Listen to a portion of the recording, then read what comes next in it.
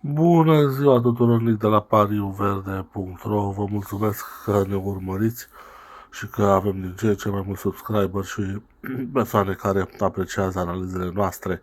Vizitați și site-ul nostru pariuverde.ro, veți găsi acolo analizele mai detaliate ale meciurilor pe care le propun.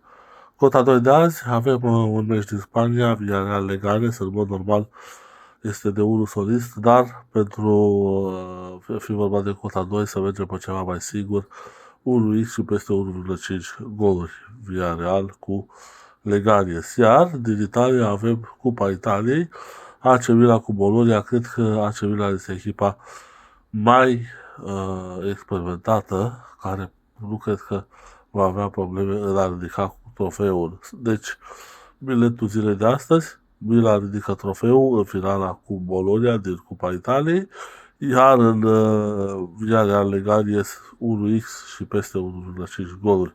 Să fie verde, vă rog din nou, subscribe, like la comentariile noastre, este foarte important. Pariuverde.ro este un proiect tânăr. Am început în aprilie 2025, iar aprecierile dumneavoastră și like-urile ne ajută să continuăm acest proiect.